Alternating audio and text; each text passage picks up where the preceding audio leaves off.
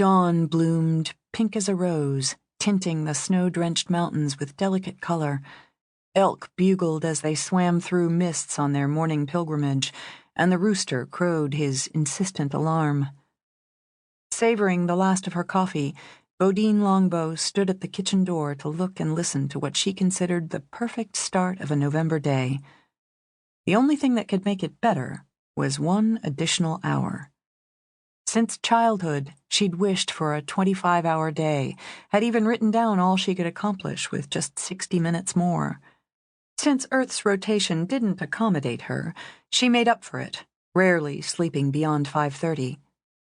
When dawn broke, she had already completed her morning workout, a precise 60 minutes, showered, groomed, dressed for the day, checked emails and texts, eaten a breakfast of yogurt, which she was trying to convince herself to like, with granola that she didn't like any better than yogurt, while she checked her schedule on her tablet. Since her schedule already lived in her head, the check wasn't necessary, but Bodine believed in being thorough. Now, with the pre-dawn portion of the day in the bag, she could take a few moments to enjoy her morning latte.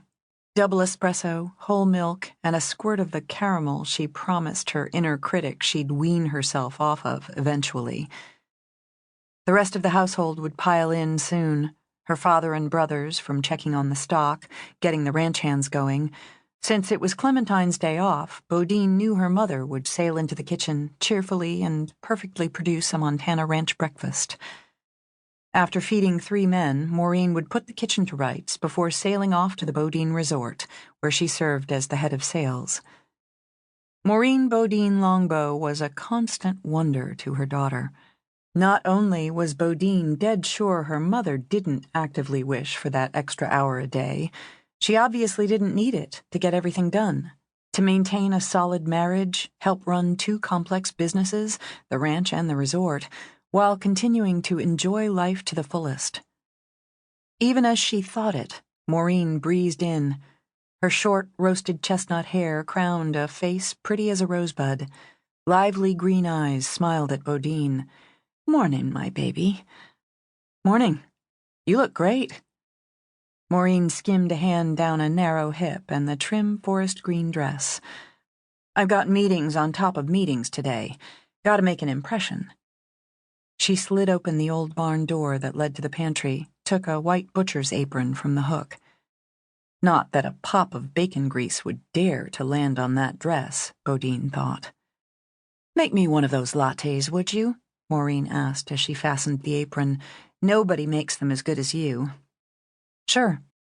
I've got a meeting straight off this morning with Jessie," Bodine said, referring to the resort's events manager of 3 months, Jessica Bazoff. "About Linda Sue Jackson's wedding. Linda Sue's coming in at 10. Your daddy tells me Roy Jackson's crying in his beer over the cost of marrying off his girl. But I know for a fact Linda Sue's ma's determined to pull out every stop, and then some. She'd send that girl down the aisle to a celestial chorus of angels if we could provide it." Bodine meticulously steamed the milk for the latte. "For the right price, Jessie'd probably manage it." "She's working out real well, isn't she?" With an enormous skillet on the 8-burner range, Maureen began frying up bacon. "I like that girl." "You like everybody." Bodine handed her mother the latte. "Life's happier if you do. If you look for it, you can find something good about anybody." "Adolf Hitler," Bodine challenged. "Well, being what he was, he gave us a line in the sand most never want to cross again. That's a good thing."